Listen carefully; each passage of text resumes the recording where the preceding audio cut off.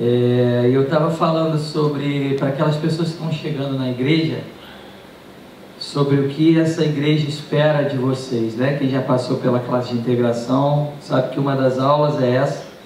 Se você é membro dessa igreja, se você está aqui há bastante tempo e nunca fez a classe de integração, eu recomendo que você faça, porque talvez você esteja caminhando sem saber muitas coisas sobre essa igreja, então vale muito a pena fazer.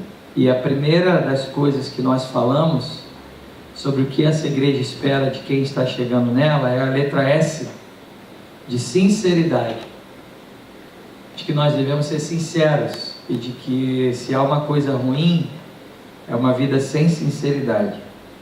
E chegou o momento do pastor de vocês viver isso com muita tranquilidade, né? Eu sempre sou, né? Não que eu não seja das outras vezes, mas eu gostaria de ter uma manhã muito sincera com vocês, né? Essa semana não está nada boa, nada fácil, e no dia eu tenho o hábito de preparar as mensagens com uma certa antecedência, e no dia que eu estava preparando a mensagem de hoje, de manhã, no exato momento que eu estava escrevendo sobre uma parte dessa mensagem, foi quando eu recebi a notícia do falecimento da minha irmã, e aquilo ali desabou literalmente uma série de coisas, e eu não tenho a menor condição, né? Orei em Deus de trazer a mensagem que eu pensei em trazer hoje para vocês, porque eu não teria condições emocionais, né? Há um domingo atrás, exatamente nesse horário, chovia bastante,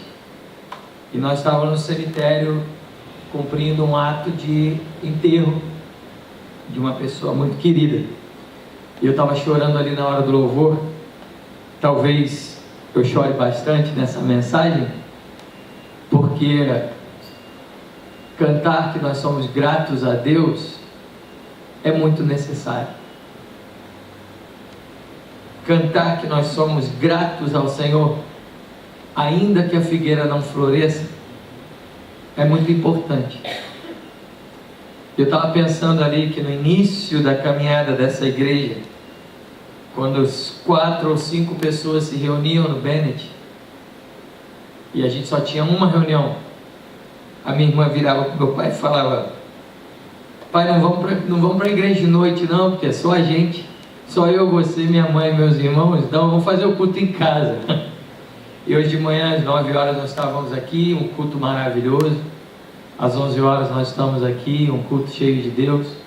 Às 19 horas nós vamos estar aqui, um culto cheio do Espírito Santo.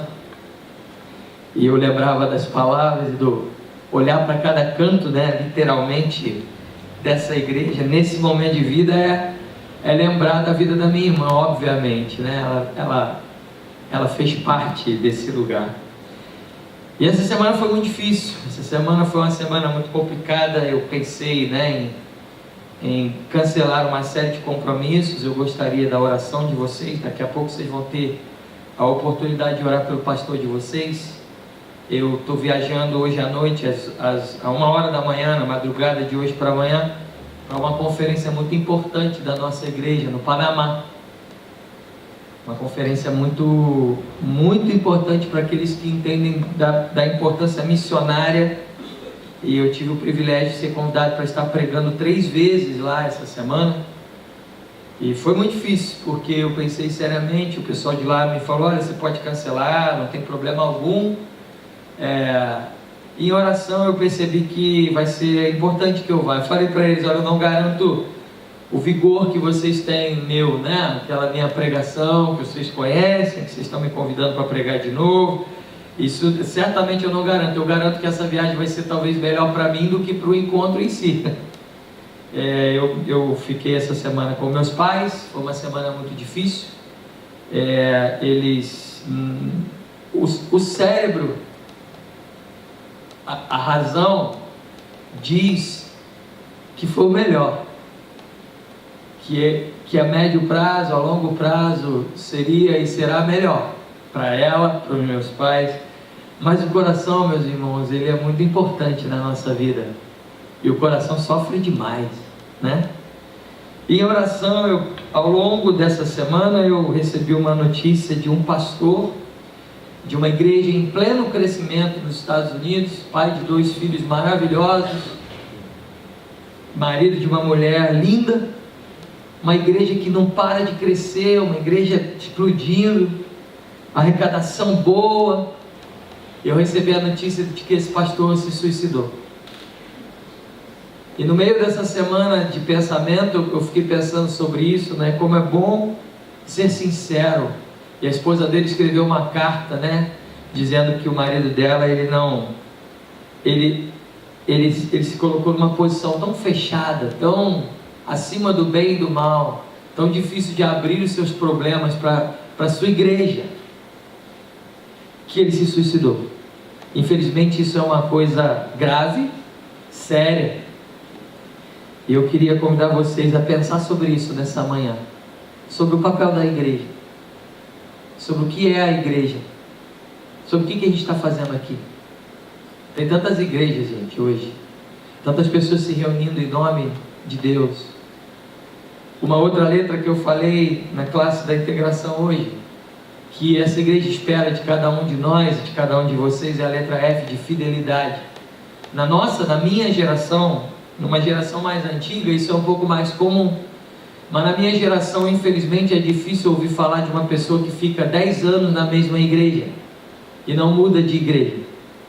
Ela vai mudando de igreja ao longo dos anos, às vezes dos meses, ela vai mudando, né? A gente não muda de time de futebol, né? O time está mal, perde de goleada, vai para a segunda divisão, só faz bobagem, só contrata gente que não tem que contratar. A gente fica nervoso, a gente briga, mas não muda de time, né? Aí na igreja, um mês, um pastor prega uma mensagem que não foi muito bem recebida, a pessoa sai da igreja, não volta mais. E a fidelidade, ela não tem mais acontecido, né? Uma transição, uma rotatividade entre as igrejas hoje, né? Igrejas...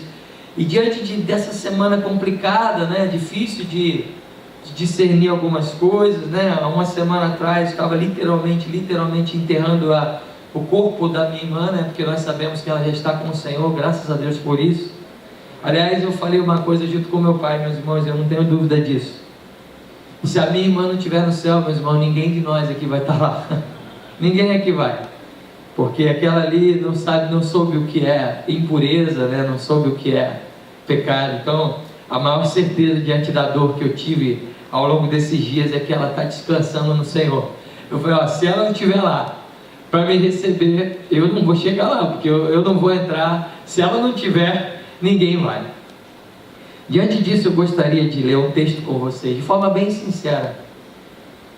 Está lá em Provérbios, capítulo 17, versículo 17. Eu gostaria de, com toda sinceridade, dizer e expressar para vocês um pouco da minha semana. Em oração, Deus me trouxe essa palavra, e eu gostaria de ler para vocês, e que a gente pudesse ouvir uma palavra de Deus para nós nessa manhã. Provérbios 17, 17. Diz a palavra de Deus: em todo tempo ama o amigo, e na angústia se faz o irmão. Eu vou ler de novo. Em todo tempo ama o amigo, e na angústia se faz o irmão. Esse texto tão pequeno é tão precioso para cada um de nós, porque ele nos faz pensar no que nós estamos fazendo. Em primeiro lugar, diz que em todo tempo ama o amigo. Diz que o amigo deve amar, e diz que o amigo deve amar em todo tempo. E essa é uma pergunta que eu queria fazer para você nessa manhã. Porque literalmente, quando fatalidades acontecem, né? Quando situações que fogem do nosso controle aparecem, quando um falecimento acontece, a gente percebe o quão frágil é essa vida. A gente percebe que o Salmo 90 está coberto de razão. Quando Moisés dizia que a vida passa como um breve pensamento, a Bíblia diz que o amigo deve amar, e deve amar em todo tempo. Nessa semana, se teve uma coisa que eu fiz, foi pensar no tempo, que às vezes a gente quer que volte e não tem como voltar. que às vezes a gente quer dizer um negócio que não teve condições de dizer, ou desfazer, né? Desdizer. Não sei nem se essa palavra existe. Alguma coisa que foi dita. E a gente precisa pensar que em todo tempo nós precisamos amar. E eu queria perguntar para você se você tem realmente se importado em amar as pessoas. Se essa palavra amigo é uma palavra que faz diferença para você. Eu tomei uma decisão na minha vida, e eu gosto de ler e, dentro da minha pequena possibilidade, investir. Eu sempre gostei disso, sempre gostei de mercado financeiro, sempre gostei de ler sobre aplicação, sobre fundos, sobre áreas de investimento, moderado, conservador, de risco, retorno, sempre gostei de ler sobre isso. E tenho uma prática de leitura fora um pouco da média dos meus amigos, porque gosto desse assunto. E por causa disso, eu decidi que eu faria alguns investimentos na minha vida. Claro, financeiramente decidi fazer algumas coisas que algumas delas me trouxeram muitas alegrias, outras muitas surpresas. Isso é, alguns parâmetros que você coloca na área de investimento que você não tem como prever. Algumas circunstâncias que às vezes acontecem, né? Ninguém poderia prever o 11 de setembro, que mudaria a história do mundo e dos investimentos. Mas nessa minha busca por investimento, quando eu tinha 17 anos, eu tomei uma decisão na minha vida. E foi uma das decisões da minha época de conversão, foi quando eu me converti. Foi a decisão de que o maior investimento que eu faria seria em pessoas. E com toda a minha leitura sobre investimento, eu comecei a aplicar algumas formas de investimento em pessoas. E principalmente investimento a longo prazo. E eu quero dizer para vocês que isso tem mais ou menos 16 anos, que eu tenho investido como o maior investimento da minha vida, tem sido investimento em pessoas. Eu quero dizer para vocês que ele tem sido pago de uma maneira extraordinária. Os benefícios, os lucros que eu tenho recebido por investir em pessoas são incalculáveis. Ao longo dessa semana muito dura, muito difícil, eu parei de contar quando eu recebi mais de 1000 mensagens. Mais de 1000 mensagens chegaram até mim. E aí eu parei de contar. E por mais que eu estivesse num momento muito triste de vida, eu comecei a olhar algumas pessoas que me escreviam e pensar em quando começou aquele investimento. E essa semana, um dos investimentos que eu fiz começou quando eu tinha 11 anos. Esse investimento me trouxe muitos retornos. Um deles foi me tornar músico. Uma vizinha minha, que me chamava por um apelido, né? No meu prédio as pessoas não sabiam que meu nome era Gustavo. As pessoas sabiam que eu me chamava Kikito, que meu apelido era Kikito. E até hoje eu sou chamado de Kikito na minha rua, que eu morei, na rua que hoje a minha irmã mora. As pessoas lá me conhecem como Kikito. E o meu primeiro investimento consciente foi numa menina chamada Valéria. E ela tinha um irmão que tinha uma doença degenerativa. E esse irmão era o Alexandre. E essa doença foi subindo no seu corpo. E quando ele tinha 15 anos ele faleceu, porque a doença chegou no seu coração e paralisou o seu coração. E ele aos 12 anos já não andava mais, ele andava de cadeira de roda. E eu percebi que ele era um dos meus melhores amigos. E isso me fez, né, quando eu prego aqui na igreja e falo que eu sou um pouco imaginativo, o Fantástico Mundo de Bob, do pastor Gustavo, vem daí. Porque ele não podia andar. E as nossas brincadeiras, elas tinham que ser dentro de um quarto. Porque o mundo dele era dentro de um quarto. E ele faleceu, e aquela família foi uma família muito especial para nós. E a vida passou, e a gente se perdeu, né? E essa semana eu recebo uma ligação dela. Claro que todas as mensagens foram maravilhosas, mas a Valéria, aquela menina, que a gente brincava de jogar ovo na porta do síndico. Não façam isso em casa. A gente brincava de coisas que não eram muito legais, gente, no nosso prédio. A gente, enfim, esses são outros 500. Mas aquela menina, né, se tornou uma mulher bem casada e com uma vida estável. E ela me mandou um recado. E o marido dela me mandou um recado. E o marido dela virou capelão na igreja católica. E um dos ofícios dele é cuidar de velórios, de pessoas que perderam entes queridos.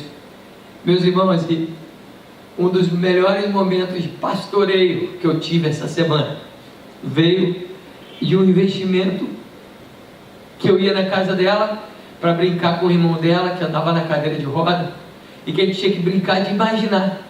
E ali na cadeira de roda a gente viajou para o Japão, para a Ásia, para o espaço. E a Bíblia diz: em todo tempo ama um amigo. Quantos amigos você tem? Quem você tem amado? A vida é muito curta. E às vezes para dizer coisas não dá mais tempo. Mas se você se preocupar com isso, em todo tempo, amar, você vai viver uma vida maravilhosa. Talvez você não tenha condições de investir financeiramente, mas eu quero dar um conselho pastoral para você. Faça o que eu fiz. Que o seu maior investimento seja pessoas. Porque quando eu estava no auge do meu choro, uma das coisas que eu gosto de fazer é velejar. E aí eu estava lá com meu pai, fui para Búzios, porque estava ventando muito. Falei: pai, eu preciso de um tempo para mim. E aí eu liguei para um outro investimento. Uma pessoa que tem uma vida complicada, perdeu seu pai, viciado em drogas, se casou, se separou, foi acusado de roubo, quase foi preso. Até hoje eu não sei se realmente ele roubou ou não. Um menino marginalizado, mas que em algum momento cruzou com a minha vida. E aquilo ali se tornou um investimento. Foi interessante porque no dia que nós nos conhecemos, ele estava com uma camisa escrita Pai só em Jesus.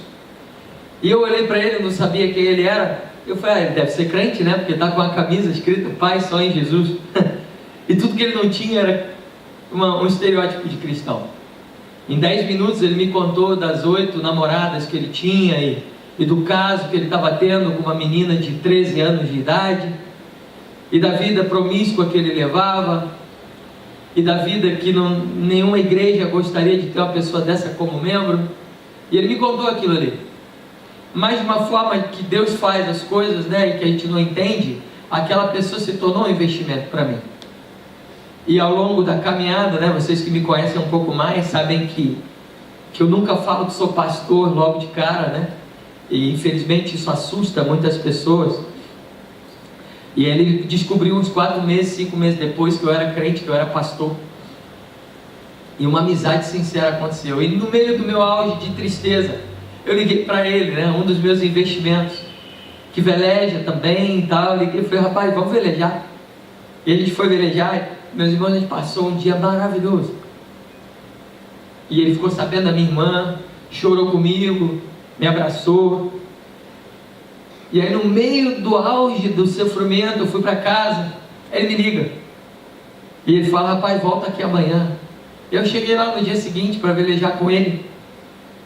Ele começou a pregar para mim, começou a falar do Evangelho, e começou a falar que Deus estava trabalhando na vida dele, e começou a falar que a mãe dele se converteu, e começou a falar que ele conheceu uma pessoa, e que essa pessoa estava mostrando para ele aquilo que às vezes eu falava e que ele não ouvia. E eu fiquei olhando para a vida dele. E aí ontem de manhã ele me escreveu um recado louco, louco. Pessoa que a gente olha e fala, isso aí só vai dar trabalho na igreja. E ele foi um dos que me pastoreou essa semana. Foi um daqueles que virou para mim e falou, ó, como é que você está, cara? Como é que está seu coração? Como é que está a sua vida? Já chorou hoje? Perguntou isso para mim. Quem são os seus amigos?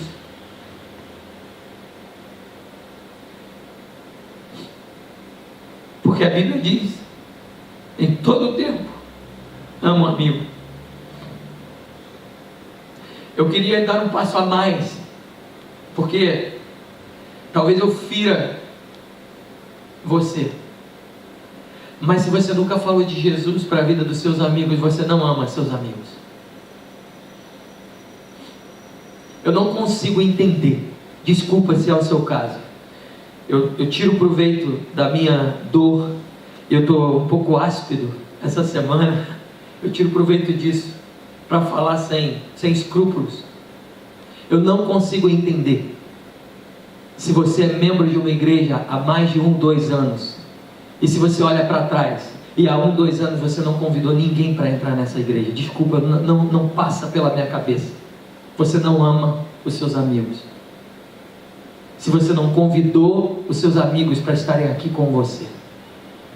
Se você tem vivido uma fé que consola pessoas como eu, em um momento de tristeza, se você sabe que Deus é o autor e consumador da fé, aquele que é maior do que qualquer religião, e se há 1 ano você entra nessa igreja e não convidou alguém, não trouxe alguém com você aqui, e olha, eu sou pastor aqui há 2 anos, e eu posso dizer que existem pessoas aqui que eu nunca vi trazerem ninguém nessa igreja, e estão aqui desde que eu cheguei.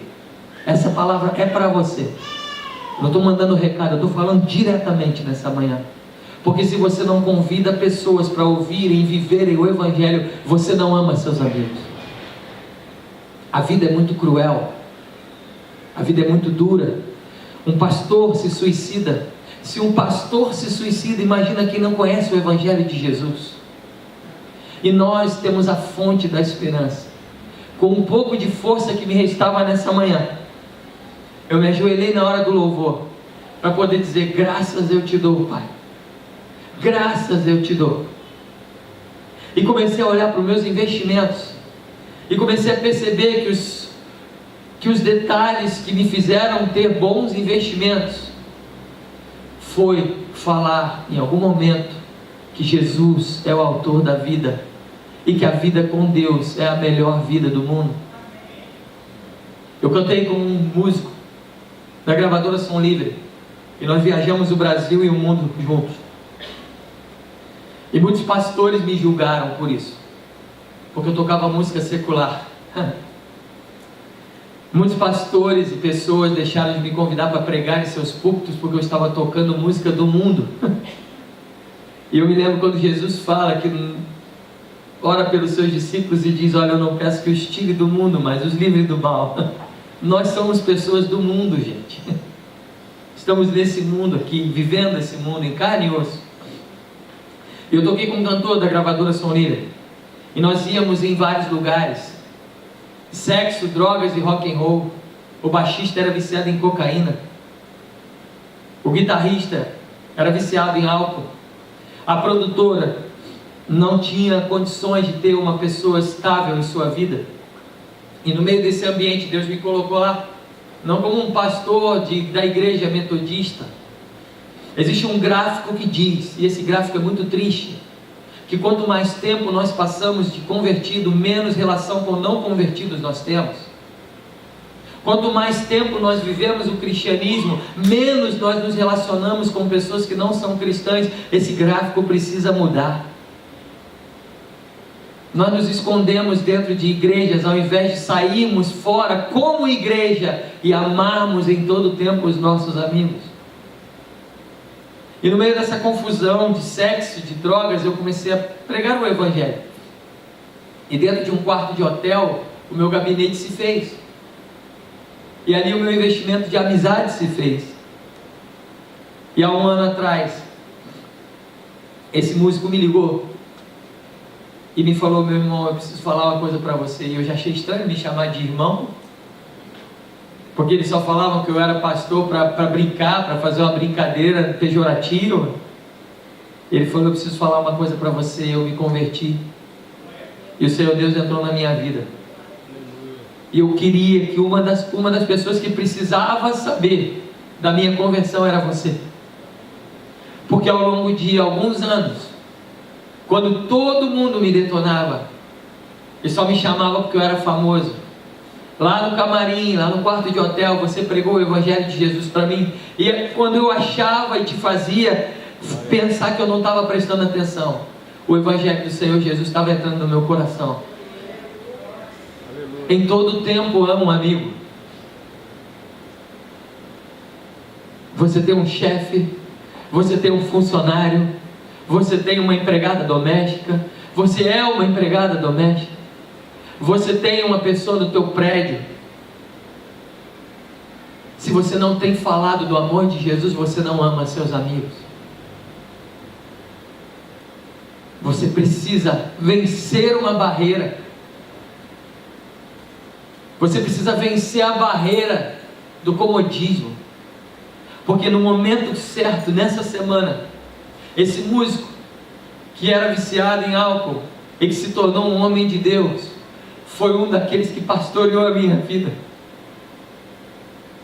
Foi um daqueles que me deu uma mensagem dizendo: Deus está na tua vida. E esse texto continua dizendo: e na angústia se faz o irmão.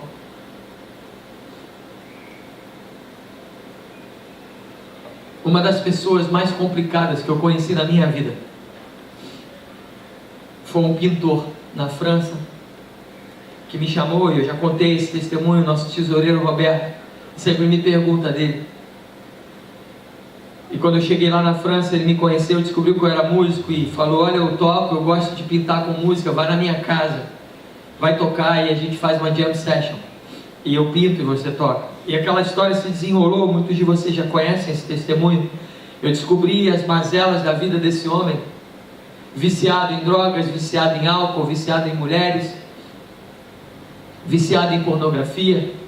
Vendia um quadro a 20 mil euros, e uma semana depois me ligava para me pedir 50 euros emprestado, porque não tinha dinheiro, porque gastou 20 mil euros em uma semana com droga, álcool, mulheres. E olha, é muito dinheiro, rapidinho gasta, creio em mim, eu vi isso acontecer. Morava num dos bairros mais luxuosos de Paris, e eu comecei a ir na casa dele. Uma vida completamente diferente de uma vida que a gente encontra dentro de uma igreja. Uma vida que não está de acordo com uma vida politicamente correta. Uma vida que está completamente fora dos padrões que uma religião poderia aceitar. Mas o nosso Deus, o nosso Jesus, Ele rompeu com todos os padrões religiosos desse mundo, e Ele foi atrás de pecadores como eu e você. E no meio desse caos, quando eu falei para esse pintor que eu era crente, ele quase me botou para fora da casa dele. Ele falou para mim: se eu soubesse que você era crente no dia que eu te conheci, você nunca teria pisado na minha casa, porque eu detesto o crente, eu detesto o pastor. E eu virei para ele e falei: o que eu faço agora? Eu saio? Ele falou: não, você é meu amigo. E uma amizade começou. E eu não entendia muito bem, ligava para minha esposa, falei: ó, literalmente o bicho está pegando aqui, meu amor, complicada a situação.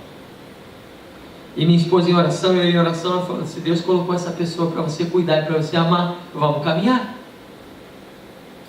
E essa pessoa começou a se aproximar do Evangelho, e o Evangelho de Deus começou a entrar na vida dele, e ele começou a caminhar numa igreja, e o Evangelho de Jesus começou a alcançar uma das vidas mais improváveis, que era a vida daquele pintor. Eu olhava para ele e falava: não é possível, esse aí não vai se converter. E no meio da minha dor, da minha angústia, ao longo dessas 1000 mensagens que eu recebi essa semana, uma delas veio dele. Eu gostaria de ler para você a mensagem que ele me escreveu. E no meio da minha dor, da perda da minha irmã, no meio da minha angústia, a tradução dessa mensagem diria mais ou menos assim: bom dia, meu amigo. Tenha força. Respire fundo. Levante a cabeça. A vida é um grande mistério e a morte é uma verdade. Ninguém fica aqui um segundo a menos ou a mais do que o nosso Pai Celestial quer. É Ele que sopra a nossa vida. É Ele que decide tudo. E é Ele que sabe o que faz. Às vezes, eu acho que Ele sai de férias e eu fico sem entender algumas coisas. Mas é a ordem dEle. Tenha força. Você é um homem de Deus. Deus te deu um destino maravilhoso. Sinta-se abraçado. Um homem marginalizado, drogado, viciado. Um homem que, se eu entrasse com ele aqui na igreja, vocês iam falar: meu pastor pirou, meu pastor está andando com má influência, meu pastor está andando com má companhia. Um homem que Deus colocou ao meu lado para amar, e que na angústia se tornou um irmão. Quem você tem amado? Meus irmãos, se tem uma coisa que aconteceu nessa semana, foi perceber que o maior investimento da minha vida continua sendo mais precioso. São pessoas, são homens e mulheres que erram, que acertam. Meu irmão, minha irmã, essa igreja aqui tinha que estar lotada. Você tinha que convidar 2 pessoas por semana para vir para cá. Porque se o Evangelho do Senhor entrou no teu coração e você não tem falado do amor para outras pessoas, você não ama seus amigos. Porque quem ama os seus amigos quer o melhor para eles. E o melhor, não existe nada, e é principalmente no momento de dor que nós percebemos isso. Não há nada mais precioso nessa vida do que a presença de Jesus em nossos corações. Não há nada mais precioso nessa vida do que poder chorar na hora do louvor e dizer: graças eu te dou, Pai, graças eu te dou, ainda que a figueira não floresça e que a vide não dê o seu fruto, eu não deixarei de expressar a minha gratidão. Eu queria convidar você a fazer isso. Eu queria agradecer a você, Igreja Metodista de Botafogo.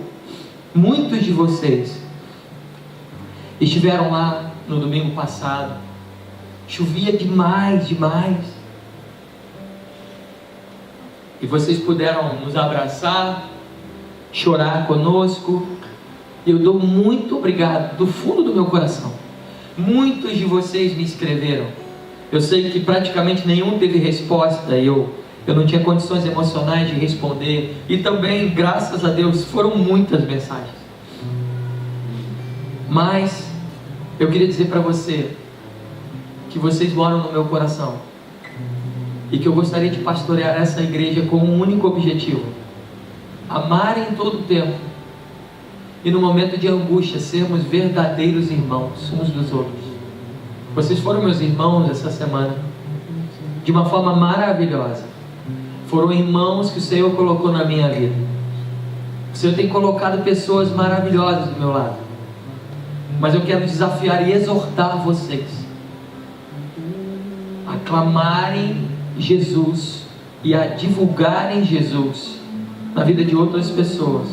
Porque se vocês não têm falado de Jesus, vocês não têm amado seus amigos. Por causa de uma falsa sensação de que você vai ficar sem graça, de que você vai receber um não, de que você vai ser mal interpretado, você não tem aberto os seus lábios para proclamar o nome que é sobre todo nome. Eu gostaria de convidar você a pensar seriamente nisso, porque o Senhor tem colocado pessoas do seu lado, valorosas, complicadas. Ninguém tem uma vida perfeita, para começar em nós.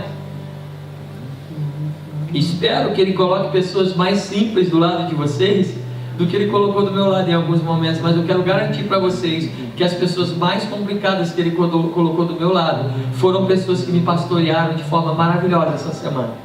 Muitos membros antigos de igrejas que eu pastoreei me falam uma coisa, de uma certa forma triste, e eu peço perdão, mas eu falo para eles que eu vou continuar sendo assim. As pessoas falam para mim: pastor, você é engraçado porque você valoriza mais os novos convertidos ou aqueles que não são crentes do que aqueles que estão na igreja há 50, 60 anos. Fala, me desculpa, eu te peço perdão, não me interprete mal, eu amo você, e eu prefiro investir a minha energia buscando a ovelha perdida, aquelas que estão aí completamente fora do Evangelho, e que você viva assim. Para de fazer fofoca, para de fazer picuinha com coisas pequenas, e vá buscar o Evangelho, vá amar em todo o tempo, vá fazer amigos, e na angústia Deus vai te dar verdadeiros irmãos. Queridos e queridas, Deus me deu irmãos maravilhosos, e essa semana eu pude perceber o valor de irmãos. O valor de irmãos. Hoje de manhã, ontem de manhã, eu quero encerrar essa minha palavra com isso. Se você não frequenta uma célula, você está perdendo um privilégio. Se você é líder de célula e tem cuidado mal dessa célula, me desculpe, líder de célula, mas você está sendo displicente, porque a célula é a igreja que Deus te deu para cuidar. A célula são as 6, 7, 8 pessoas que Deus te deu para cuidar. Elas valem mais do que qualquer dia da sua semana. Se você não tem ido numa célula na nossa igreja, você tem perdido uma possibilidade enorme de vida com Deus. Hoje de manhã, ontem de manhã, tocou a minha campainha um menino, rapaz, que mora no Flamengo, que nunca tinha entrado nessa igreja, e que começou a frequentar a célula da minha casa, e que vai lá na minha casa às quartas-feiras. Foi lá tocar a minha campainha, simplesmente para me abraçar e para chorar comigo, para falar: pastor, estou aí. Nós oramos por você na nossa célula dessa semana, oramos pela sua dor, oramos pela sua situação, e nós queremos te dizer que nós chamamos. E no meio da angústia, eu pude virar para ele e falei: muito obrigado. O nome dele é Bruno. Foi: muito obrigado, Bruno, porque eu ganhei mais um irmão no meio da minha angústia. Sabe quantas vezes o Bruno veio aqui na nossa igreja, num culto? Deve ter vindo 2, queridos, ainda. Mas tem frequentado regularmente a célula na minha casa, toda quarta-feira. E lá nós temos aprendido a caminhar em Deus. E no meio da minha angústia, ele foi lá para me dar um abraço. Não desperdice essa oportunidade. Ame em todo o tempo, e na angústia você vai ganhar verdadeiros irmãos. Feche seus olhos. Senhor, nós te louvamos, te agradecemos, te louvamos pela tua presença nesse lugar, te louvamos por essa igreja maravilhosa, te louvamos por uma igreja amorosa, que tem amado a minha família, que tem se solidarizado com meus pais, para com a minha irmã Lilian, para comigo. Eu te louvo, Senhor, porque no meio dessa dor complicada de perder uma irmã, você tem fortalecido os nossos dias. Deus, e o que eu te peço nessa manhã é que de alguma forma essa palavra entre, Senhor, como uma flecha no coração dos teus filhos, e que eles não percam um segundo, Pai, de oportunidade de amar, Senhor, de amar os não cristãos, de amar os renegados pela sociedade, de amar aqueles que dão trabalho, de amar o funcionário, de amar o patrão, de amar os corruptos, de amar, Senhor, os adúlteros, de amar, Senhor, aquelas pessoas que não entendem o Evangelho, de realmente terem a vontade de viver uma igreja, ó Deus, que quer viver o teu Evangelho para aqueles que não te conhecem, para que eles possam realmente desfrutar daquilo que eu, Senhor, em uma das semanas mais difíceis da minha vida, estou desfrutando. Ó Deus, no meio da minha angústia, Tu tens me dado irmãos, Senhor, ó Deus, que tem pastoreado a minha vida. Ó Deus, eu te louvo pelo investimento que eu tenho feito. Te louvo, Senhor, porque o pastoreio está vindo, e que ele continue a vir. Que nessa manhã de Santa Ceia, nós possamos nos lembrar, ó Deus, de quem nós amamos, e que nós possamos nos lembrar, Senhor, de que se nós não falamos do Teu amor para essas pessoas, nós não as amamos de verdade, porque o Teu amor, Senhor, é o que há de mais precioso em nossos corações, e ele não serve para ficar sozinho, ele precisa ser compartilhado. Ajuda-nos a caminhar dessa forma, em nome de Jesus. Amém. Queridos, nós vamos ceiar nessa manhã. E no momento de ceia, é um momento de avaliação. Meus irmãos, foi muito difícil ceiar de manhã, porque a ceia me lembra a minha irmã em vários aspectos. Mas a ceia é uma lembrança de Jesus para nós. É uma lembrança dele, que nos traz alegria, que nos traz certeza de que um dia nós vamos nos encontrar de novo. A ceia é uma festa. E eu quero convidar você a participar da ceia do Senhor nessa manhã. Eu queria convidar o pastor Clóvis, o pastor Sávio, o pastor Rodolfo, a pastora Flávia, a estarem conosco aqui no altar. Hoje está tudo diferente, nós vamos falar mais um pouquinho daqui a pouco, um momento de celebração também. Então nós vamos cear aí embaixo, você vai vir pelo meio, vai voltar pelo meio, não tem muito espaço. Mas eu quero convidar você a ceiar nessa manhã e pensar nisso. Quem são os seus amigos? Quem são as pessoas? Você tem investido em amizades sinceras, amizades de verdade, investimentos que têm trazido alegria para você? E eu não estou falando de religião, eu não estou falando de denominação, eu não estou falando da igreja metodista. Jesus já rompeu com essa história há muito tempo. No teu trabalho tem pessoas precisando de um abraço.